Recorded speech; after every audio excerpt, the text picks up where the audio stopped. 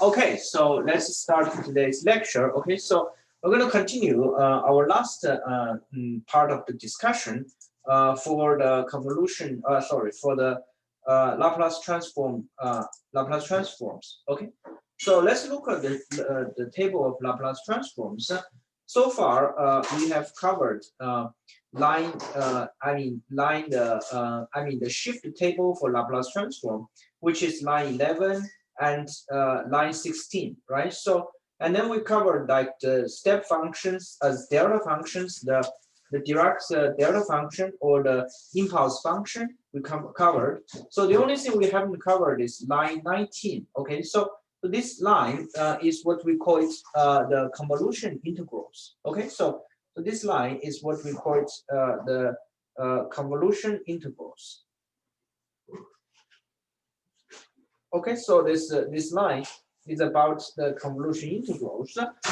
Is what we are going to talk about for today. Okay, so it's what we're going to talk about for today. Okay, so let's start to discuss this convolution integrals. Okay, so convolution integrals. Okay, so the convolution integrals. So what is a convolution integral? Well, the convolution integral is like what you see on the table. It's like this integral. Okay, so it's like the integral. So there is a formal definition of a convolution integral. Somehow we're going to say that this f, okay, so star with the g, okay, so of the time t, okay, so this convolution integral is nothing, okay, so it's nothing but it is nothing but the integral from 0 to t of f of t minus tau multiplied by g of tau of d tau. Okay, so that's kind of the thing about the convolution integral, and exactly it is what you see. Okay, so it is what you see here. That's the integral from 0 to t of f t minus tau g tau d tau. Okay, so that's what we call it a convolution integral. So let's look more carefully. Okay, so let's look more carefully at this integral. Okay, so let's look more carefully at this integral. So here t is a fixed. Okay, so t is our the argument of this function. So basically, convolution integral results in a new function that has a variable t as its argument. So the t is actually here is fixed, and our integration is with respect to the tau. Is that good for everybody? Okay, so basically you're integrating from 0 to t. There will be an argument tau. Then the t minus tau is another argument. So basically the argument of this f and the argument of g, you sum up, it should up to t. So basically what I'm saying is that t minus tau plus tau is t. So basically these are two variables that sum up onto the t. Okay, so if you have observed that, then you can easily see that this is actually the same thing as f tau of gt minus tau of the d tau, because you can just change variable, like flip the tau and t minus tau, just make sure that these two arguments, they sum up into a t. Is that good? Okay, so that's going to be the situation for the convolution integrals. Okay, so that's kind of a result in a function of t. Okay, so now, what is the motivation of doing convolution integrals? Well, we've been talking about Laplace transforms in this chapter, and we know that the Laplace transforms of alpha of f plus beta of g is equal to alpha of the Laplace transform of f plus beta of the Laplace transform of g, right? So that's kind of the Laplace transform is like a completely linear mapping, right? So it's a completely linear mapping. So then the natural question we would like to ask is that does it happen that Laplace transform of f multiplied by g, so this is a multiplication, is equal to the Laplace transform of f multiplied by the Laplace transform of g? Is that true? Right, so that's, if that is true, it's even better, right? So you see, we've been working through Laplace transform mainly for the purpose of solving differential equation. So if you really want to solve differential equation, if you can have this relation, it would be great. Is that good for everybody? However, what is very important is that this is not going to be true. Okay, so this is not going to be true. It's going to be like incorrect. Okay, so it's this is a wrong relation. Okay, so that's why people want to kind of look for similar objects, right? substitutes for f multiplied by g, the product. Okay, so that's why we come to the convolution integrals. Is that good for everybody? Okay, so the convolution integral basically serves as an analog for product. So let's say a star. Okay, so serves as an analog. Okay, so let's say as an analog for products.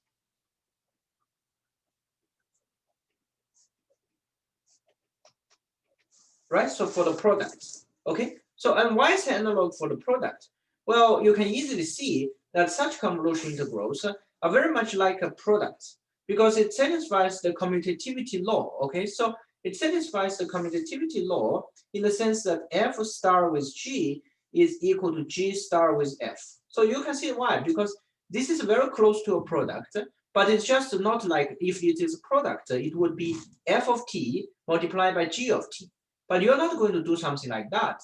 You're going to do ft minus tau multiplied by g of tau, and then you're integrating with respect to tau. So that's kind of like a distorted product.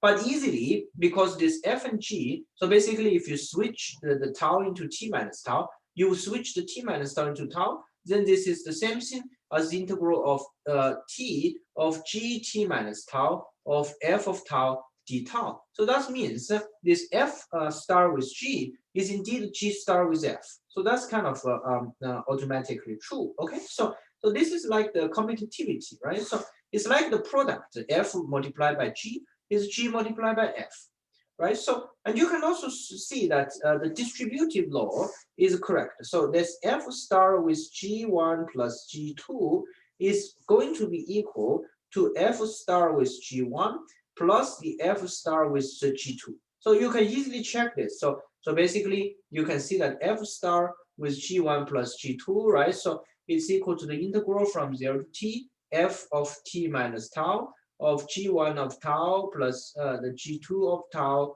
right? So and then you just d tau, and then you're going to split these two integrals. Then you're going to see that this is f star with g1 plus f star with g2. That's going to be the result. Is that good for everybody? Okay, so that's going to be the distributive law, right? So and the associativity is also similar with respect to products.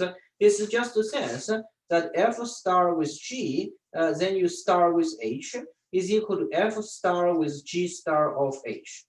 Is that good for everybody? Right? So this I'm not going to check this for this class, but believe me that it is going to be true.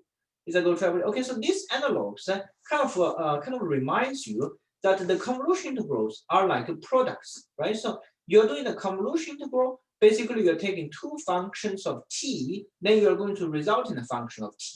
But you're not going to kind of directly product the functions of t, but you're going to use ft minus tau and g tau. You're going to multiply the two, and then you're going to integrate. But in the end, as we just explained at the beginning of this lecture, this is a function of t. So you're going to end up with a function of t. So that's going to be very important. Is it good for everybody? Okay. So this kind of reminds us that the convolution integrals are pretty much like products. But they are indeed not exactly like products. There's going to be some difference. Okay. So here I'm going to say that if you take a function 0, then f convolution with 0 is 0 convolution with f. It's going to be 0. But if you take a function 1, if it is a product, usually we're going to understand that f multiplied by 1 is 1 multiplied by f. But if it is replaced into a convolution integral, it's not necessarily true. Okay. So indeed, for example, if the function is cosinuses of t, then what is the convolution of cosine t with 1? Well, that's going to be the integral of cosine t minus tau multiplied by 1. And that's going to be multiplied by nothing. So that's cosine t minus tau d tau. You integrate this one, you're going to have sine t. That's not cosine t. Okay, so that's kind of a nice counterexample. Simply shows that the convolution integral is indeed very similar to product, but it's still not a product. Is a good family? Okay, so this is going to be very important. Okay, this is going to be very important. Now, practically, for our class, okay, so practically for our class, what is important for you is that you must realize that the convolution integral has this very strange structure. It is the integral from 0 to t of ft minus tau of g tau d tau. And in practical problems, you have to realize which one is the function f, which one is the function g. Okay, if you kind of got very confused and start to forget about things, remind you that you are going to have the Laplace transform table in your exam sheet by the last page, and line 19, the left hand side, the first column is the convolution integral. Is that good, family? Okay, so that's the convolution integral stuff. And then let's come back to our Laplace transforms, right? So let's come back to our Laplace transforms. Now we've been talking about this product issue, but indeed there is a very nice relation that if you convolution two functions, okay, so if you have function f, you have a function g, you're going to convolution two functions, then the Laplace transform indeed results in a product of the two Laplace transforms. Is that good, family? Okay, so the two functions convolutions is going to be Laplace transformed into the product of Laplace transforms. And this is indeed what happens to this line 19 of the table, namely the small f is convolution is transformed to capital F, and the small g is transformed to capital G. So their convolution integral is transformed to the product. Is that good, family? Okay, so this is going to be very important for some of the problems that you're going to encounter in your upcoming exams. Okay, so including the final exam. So this is going to be very important relation, but please remember that this is always true. Okay, so let me use green light. Okay, so this is green light and you can drive through, so that's actually correct. Is that good, family? Okay, so this one is red light. It's just this is completely wrong. Is that good, family? Okay, so the convolution integrals are going to be turned into the products. Is that good, family? Okay, so now how is this going to be true? Well, this is not required that you must understand how it is going to be true, but you can kind of try it when you have some spare time. So basically, what is the Laplace transform, right? So basically, let's say what is the Laplace transform of the convolution integrals, right? So what's the Laplace transform of convolution integral? Remember, the convolution integral, the Laplace transform is like the integral e power s and t, and then f star with g. This is the convolution integral you're looking for, dt.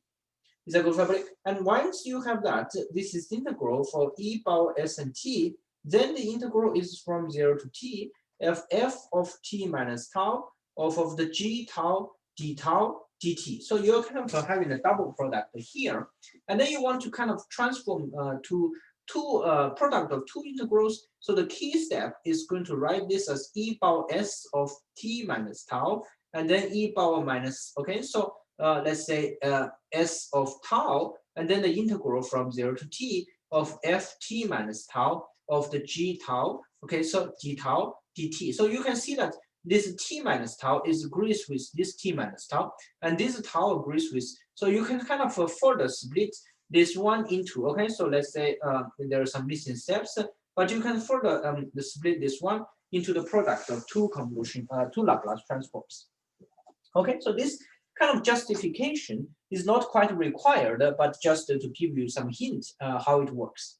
So very important thing, the only very important thing for today's lecture is that we can kind of give you the line 19. Okay, so so the line 19 of the table, that how you use the convolution integrals.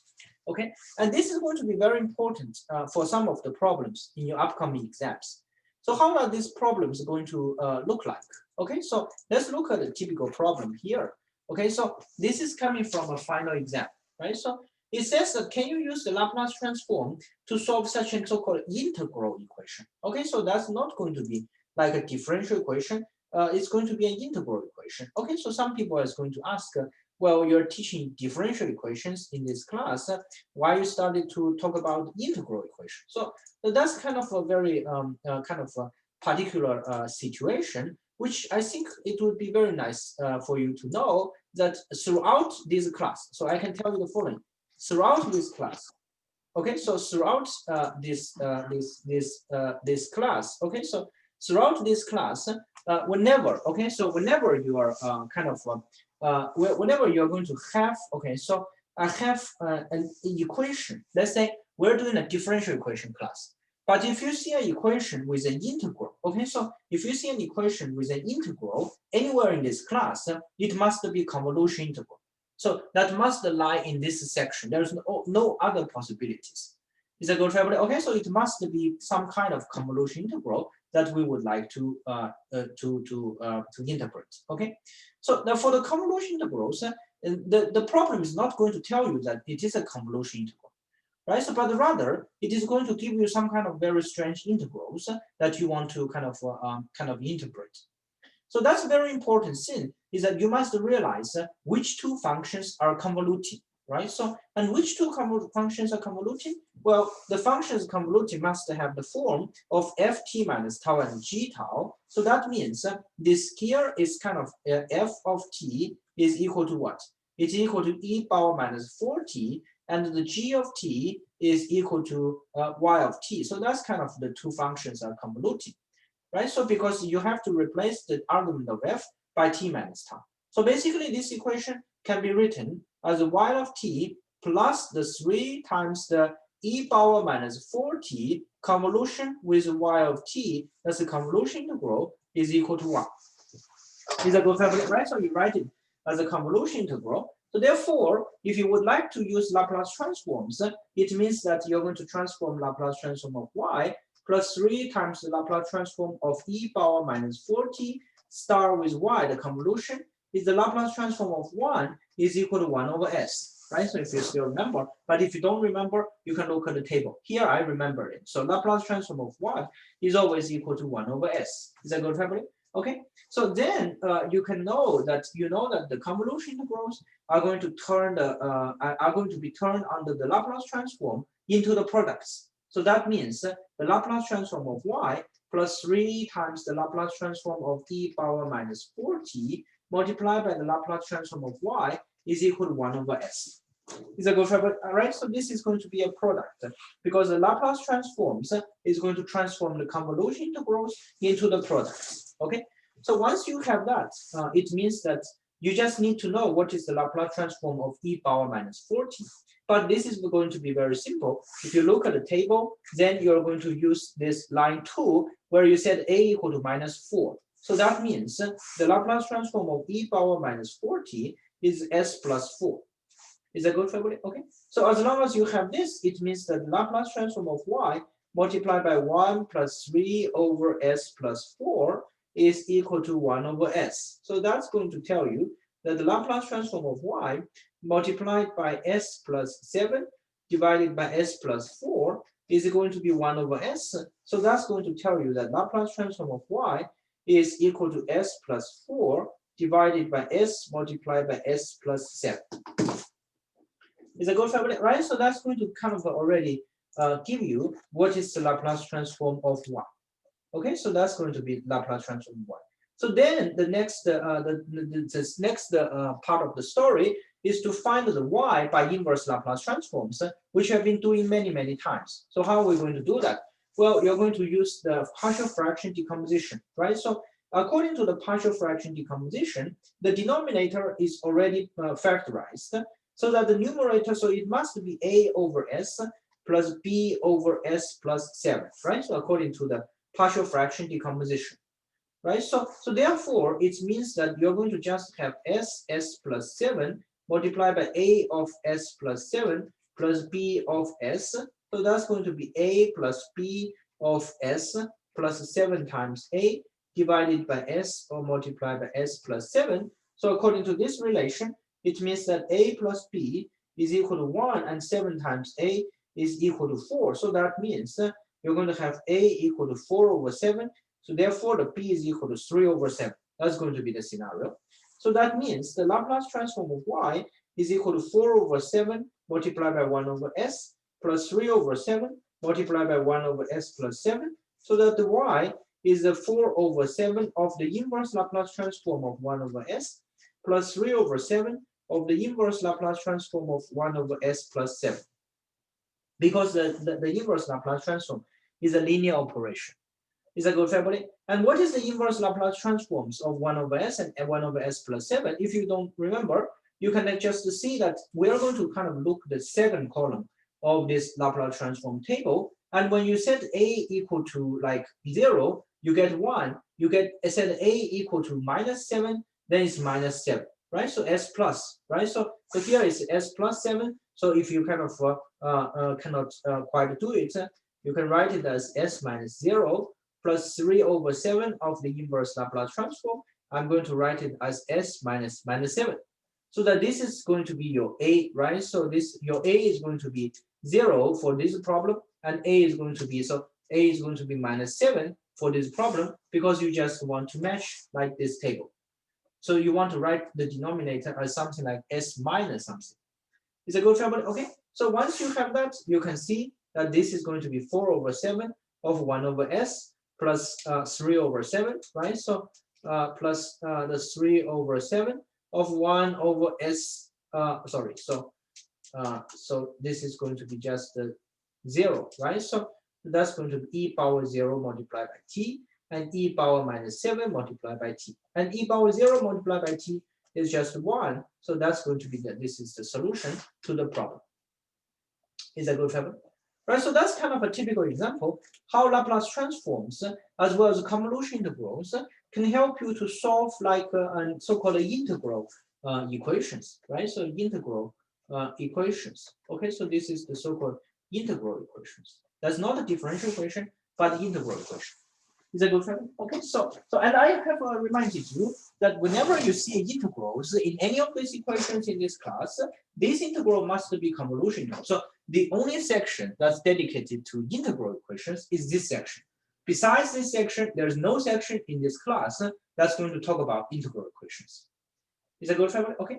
Let me remind you one more thing. Okay, so now when we talk about differential equations, we remember that there's usually an initial condition. But why there's no initial condition here, and I don't get general solution, I get just a particular solution. Well, initial conditions is actually hide it behind this formula, because if you want, let's say I want y of 0, then you can see that if you set t equal to 0, the integral is going to be 0, y of 0 is automatically 1. So like the initial conditions are kind of can be very much hide it behind the integral equation. So that's kind of a very strange phenomenon. You're not going to see initial conditions for integral equations. They might be hidden. Is a good family? Okay. So that's kind of it might be a little bit new. Okay. So and strange to see integral equations in this class. So and indeed the equations can be not only integral equations but also the so-called integral differential equation. So here we're going to have an equation that has both integrals and the differentials. Okay, so that's kind of going to be this one is kind of very even more strange. Okay, so that's going to be what we call it the integral differential equations. Okay, so this is what we call it the integral differential equations. Okay, so that means this equation has an integral and this equation has differential. So that's kind of the very strange thing. And you can see there is going to be some initial condition, because there's differential equations always has initial condition. If it is purely an integral equation, then you probably don't need initial condition. Is that good, family? Okay. So now from here, you can see that you can do the similar thing. I'm going to do the Laplace transform of. So first of all, I would like to write the recognize the convolution integral. Which two functions are convoluting? Well, you can see that these are two functions, e power minus 4t, right? Instead of tau is t, is convoluting with y of t. If you do this convolution, then the t is replaced by tau, and this t is replaced by t minus. So because you want the sum of these two arguments to sum up into t. Is that good, family? Okay, so that's the convolution integral. So as long as you have this, the equation can be simplified and written as y prime plus 3 times e power minus 4t star with the y, and then that's going to be equal to 1. Now you transform it, so that's Laplace transform of y prime plus 3 times the Laplace transform of e power minus 4t star with y is the Laplace transform of 1. Is that good, family? Okay. So as long as you have this, you are going to we have to deal with derivatives. So the Laplace transform of y is equal to s Laplace transform of y minus the y of 0. So that's kind of what we usually use. And then this Laplace transform of convolution integral is transformed into the product. So that's Laplace transform of e power minus 4t multiplied, right? So multiplied by the Laplace transform of y is equal to Laplace transform of 1, right? So which is 1 over s, and y of 0 is 0. So that's the initial condition is going to be provided here. what is the Laplace transform of e power minus 4t? Well, if you're very, very familiar with the table, you're practicing a lot, it's s plus 4, 1 over s plus 4. But if you don't know that, it doesn't matter. You can set a equal to minus 4 here, then you're going to have this result. Is that good, travel? Okay, so that's going to be the scenario. So that's going to tell you that s plus 3 over s plus 4 multiplied by the Laplace transform of y is equal to 1 over s. And you're going to just solve for the y using the inverse Laplace transforms. So let's just try to work it out, right? So basically here it means that let's say s squared plus 4 times s plus 3 divided by s plus 4, the Laplace transform of y is equal to 1 over s. So that's going to tell you that the Laplace transform of y is equal to s plus 4 divided by s of s squared plus 4s plus 3. So what is our next thing to do, right? So what's the next thing to do? Well, the next thing to do is to use partial fractions, right? So as I have been reminding you many times throughout this lecture, whenever you see a quadratic form in this lecture, what you want to do, there are two options. One option is like the completing the square. The other option is like the decompose it into the product of two. Is that good, family? Okay, so what we can do? Well, from here, you can see that the only choice you can have is to write it as s plus 1 multiplied by s plus 3. So you're going to have something like this. As long as you have this, you're going to have the solution. So the y is going to be the inverse Laplace transform. So the inverse Laplace transform of s plus 4 divided by s plus 1, s plus 3. So that's going to be something like this. Is that good, family? Okay. So as long as you have this, you're going to use partial fraction again. So basically, you want to set the partial fraction s plus 4, s plus 1, and s plus 3 to be something what you want to work out the partial fraction. So that's going to be a over s plus b over s plus 1 plus c over s plus 3. So that's going to be the partial fraction you would like to look for. Is that good, family? Okay, so that's going to be the partial fraction you would like to look for. And now, as long as you know that, okay, so as long as you know that, you're going to solve for the ABC. Okay, so such kind of tedious calculations might really happen in your upcoming exam. So please be aware that you must be very careful with this type of problems. So how are we going to do that? Well, we're going to write like something like s. Okay, so we're going to write s multiplied by s plus 1 multiplied by s plus 3. Then it's a multiplied by s plus 1 multiplied by s plus 3. Plus b multiplied by s, okay, so plus b multiplied by s plus 3 plus c multiplied by s plus 1. Is that good, family? Okay, so then you're going to kind of carefully expand it. So s squared plus 4 times s plus 3 plus b times s squared plus 3 times s plus c times s squared plus s, and then divide it, right, by s plus 1 of s plus 3. So if you kind of collect the coefficients, you're going to have a plus b plus c multiplied by s squared plus times 4 times a plus 3 times b plus c multiplied by s plus 3 times a. Now divide it, okay, so divided by s of s plus 1 of s plus 3. So you're going to have something like this. So that's going to tell you that you get the relation a plus b plus c is going to be equal to 0, right? So, and 4 times a plus 3 times b plus c is equal to 1, and 3 times a is equal to 4. Is that good, family? Okay, so that's going to be what happens to this scenario. So you're going to solve this system of equations. But it's very easy to see that from here, first of all, a is equal to 4 over 3. So a is solved. Now, once a is equal to 4 over 3, these two relations are just going to tell you, okay, so I'm going to go do a scratch work here. Okay, so scratch work. But you're going to have scratch work on your exams. Okay, so that's going to be telling you that b plus c is equal to minus 4 over 3, right? So because you have the a. Now 4a, so that means the 3b plus c is equal to 1 minus 4a. 1 minus 4a is 1 minus a is 4 over 3, so 16 over 3. So that's going to be minus 13 over 3. That's going to be the scenario. And that's going to tell you that you can subtract the c here. So the 2b is equal to this one, subtract this one is going to be equal to minus the 9 over 3. So the b is equal to what? Well, so this is minus 3, right? 9 over 3. So that means you solved for the b, right? So you solved for the b. Okay, so here I have to be careful here. Okay, so that means that, okay, so the a is equal to 4 over 3. Okay, so a is equal to 4 over 3. So therefore, the b plus c is equal to minus a is minus 4 over 3.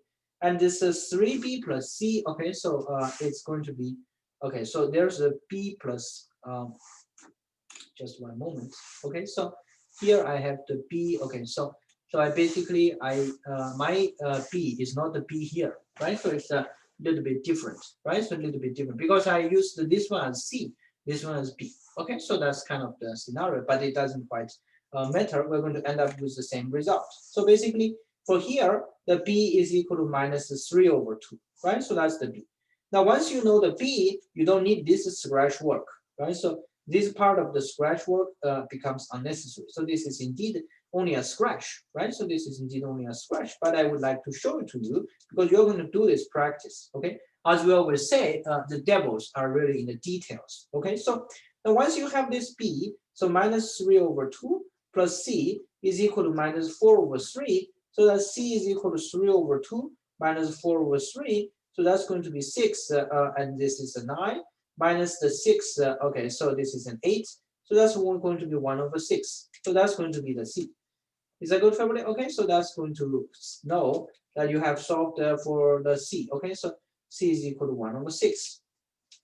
Is that good, family? Okay, so that's going to kind of give you, okay, so that's going to kind of give you these coefficients a, b, and c. Okay, so that's going to give you these coefficients a, b, and c. Okay, so and here, because we already switched to b and c, so the coefficients are a little bit different, but it doesn't quite affect our result because that's going to just tell you that a is equal to 4 over 3. So that means there's a 4 over 3 here. This is 1 over s. And then the b is equal to minus 3 over 2. So minus 3 over 2 multiplied this is 1.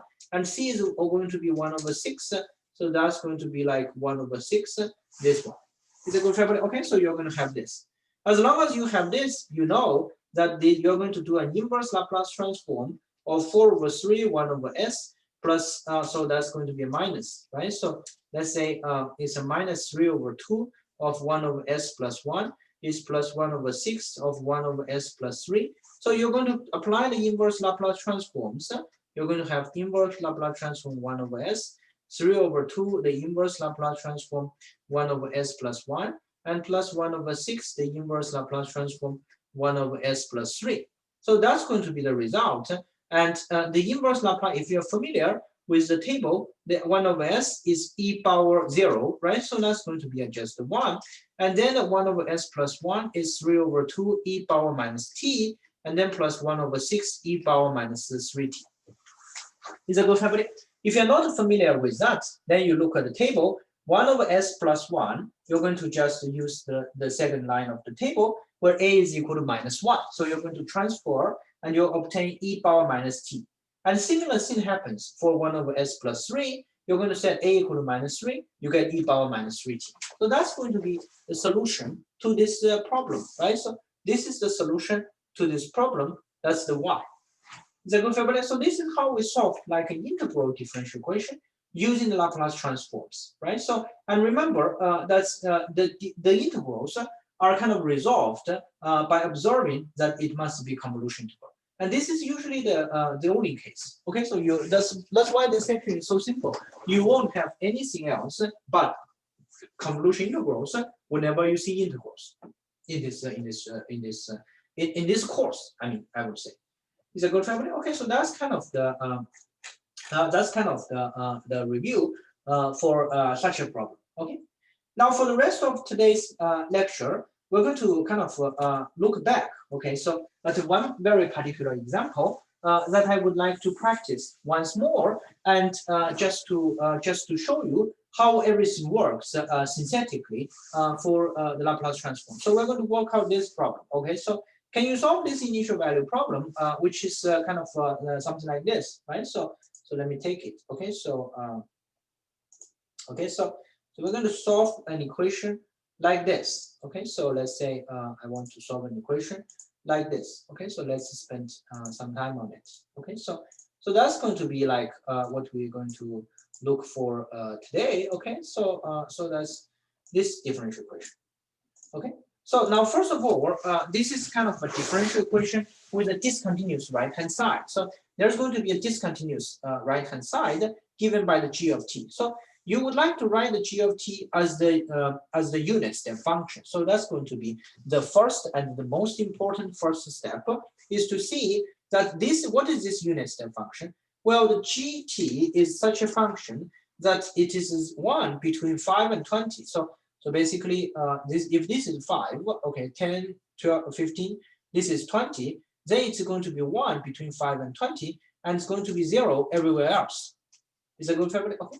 So, and this function, you can easily see that it is u of t minus 5 minus the u of t minus 20, where the u is what we call it the unit step function, because t minus 5 is ut minus 5 is going to be like something like this.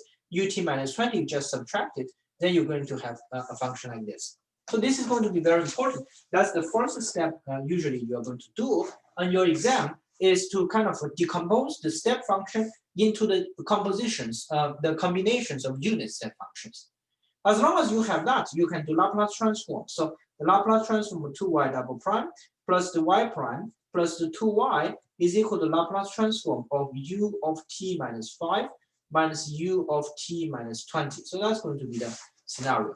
As long as you have this, then you can see that this is 2 times s squared of the Laplace transform of y minus the let's say s of the y of 0 minus the y prime of 0, right? So this is what we usually see in this Laplace transform. Then the Laplace transform of y prime is s of the Laplace transform of y minus y of 0, right? So, and then the Laplace transform of 2y is 2 Laplace transform of y is going to be Laplace transform of u t minus 5, right? So, and then the Laplace transform of u t minus 20. So that's going to be the scenario. Now you put the initial conditions there. There's going to be 0, this is 0, this is 0, there's nothing. Is that good for everybody? Okay, so what you obtained is like 2s squared plus the s plus 2 of the Laplace transform of y, right? So that's this is 2s squared, this is s, this is 2, and all of them are multiplied by the Laplace transform of y is going to be equal to the error of these two terms. But what's the Laplace transform of unit step function?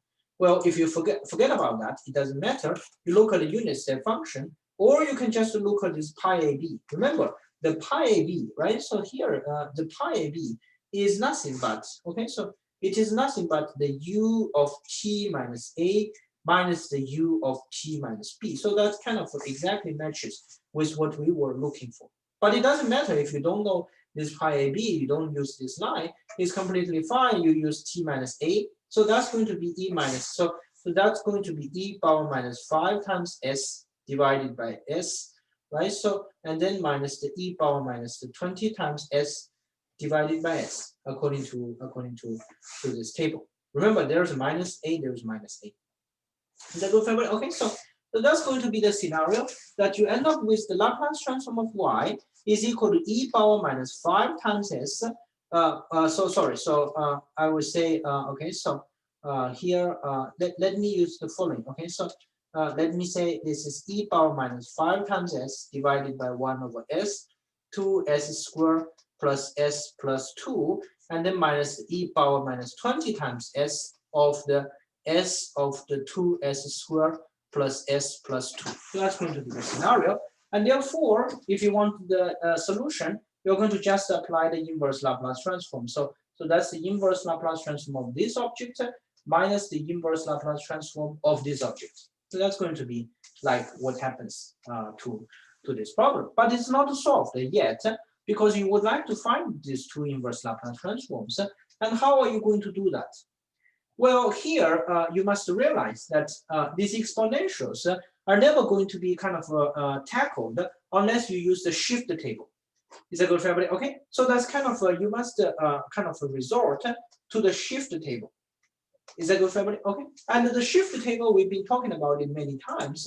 However, if you forget about it, then you have to look at this table. The shift table consists of line 11 as well as line 16. So which one are we going to use? Is it an exponential shift in the pre-image or is it an exponential shift in the image?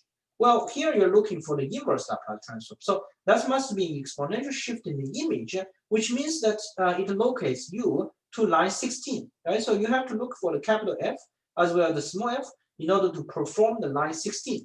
And that's easy to do. So basically, you're going to set the capital. So basically, what I'm saying is that you're going to set the capital F of S is equal to like S of 2S squared plus S plus 2. And therefore, the inverse Laplace transforms, right? So the inverse Laplace transform is going to give you some function F of t that you're going to look for.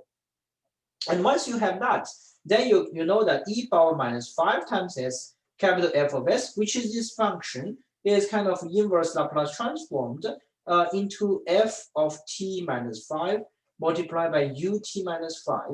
And same thing that e power minus 20, f of s, is kind of transformed into f of t minus 20 multiplied by ut minus 20. That's going to be the scenario. Is that good for everybody? Okay, so you're going to just look at this small f. Now, how you look at small f? Well, you must use partial fraction decomposition. Is that good for everybody? Okay, so we must use partial fraction decomposition. So how are we going to use partial fraction decomposition? Well, it means that you're going to look at s of the 2s squared plus s plus 2, something like this. How do you do partial fraction? Well, there's a quadratic. As well, as long as you see quadratic, there are two options: either decompose it or complete the square. Here, the only thing you can do is that you're going to realize that this is s squared plus 1/2 of s plus 1. And then you must complete the square. So that's going to be 1 over 2 times s multiplied by s plus 1 over 4, right? So this object, the square, plus this 1, there's going to be, this is 16. So 15 over 16, right? So let's say 15 over 16, something like this. Is that good for everybody? Right? So that's going to be what happens to this scenario. Is that good for everybody? Okay, so that's going to be the scenario. Now, as long as you have this decomposition, you're going to next thing is that you would like to find a partial fraction decomposition. Is that good for everybody? Okay, so you would like to find a partial fraction decomposition. So the partial fraction decomposition here is going to be kind of important to realize that since the denominator is not decomposable, like what we do here, it must be complete in square. So that means you have to partial fraction decomposition. You're never able, okay, so you're never able to write it as a over s plus b over, let's say, 2s squared plus s plus 2. Why? Because we've been emphasizing that the partial fraction decompositions on the numerator, it must be a polynomial that's one order less than the denominator. If the denominator consists of the first order polynomial or its powers, numerator constants. But if the denominator a second order polynomial as well as their powers, numerator must be like bs plus c, that must be one order less than the denominator. So that's why I would like to re-emphasize this problem. I like it. Okay, so it's kind of very important for you to realize that's not just one constant, but two constants in the above. Is that good for everybody? Okay, as long as you have this, you can start to work things out. So that's s squared, okay, 2s squared plus s plus 2. So that's going to be a multiplied by 2s squared plus s plus 2 plus bs plus c multiplied by s. So that's going to, if you must be very patient here, it's going to be 2 times a plus b multiplied by s squared plus, then you're going to be a plus c, right? So let's say this is c, this is a, that's s plus 2 times a. Now divided by s multiplied by 2s squared plus s plus 2. Is that good for everybody? Okay, so that's going to tell you the relation that 2 times a plus b is going to be 0 and a plus c is equal to 0. 2 times a is equal to 1. So that's going to tell you that a is equal to 1/2. And then the c, okay, so let's say the b and c, So the C is going to be equal to -1/2, and then the B, okay, so the B is equal to -1. So that's going to be like the decomposition.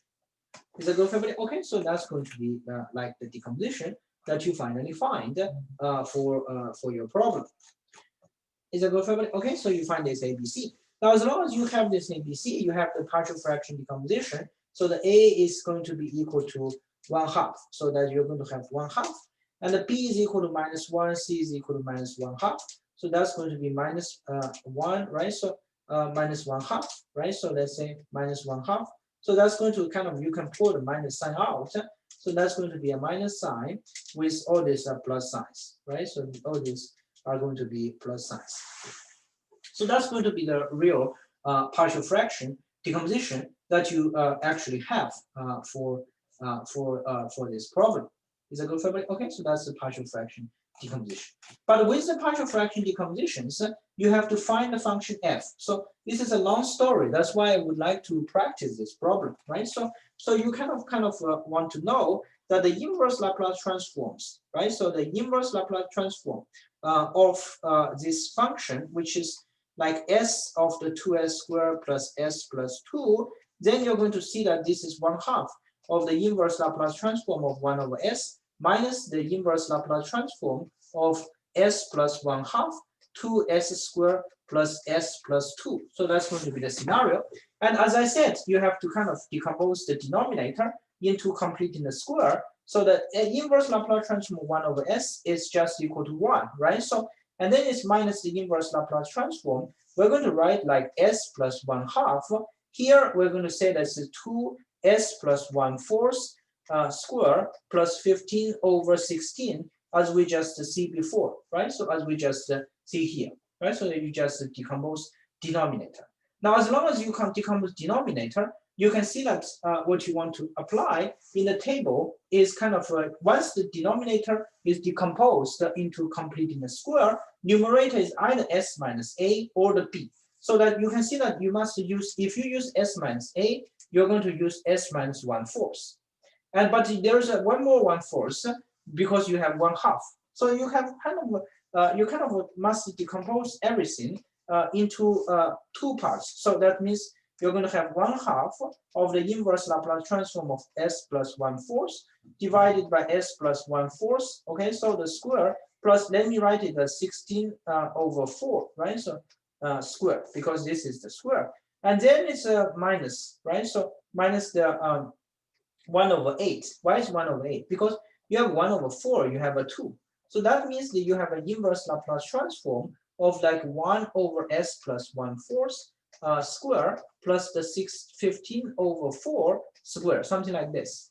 But then you can see that the numerator must be a b, right? So the numerator here must be the b. So the numerator must be the b. That means you must use like square root of 15/4. But as long as you use that, you have to use 4 over square root of 15 to cancel everything.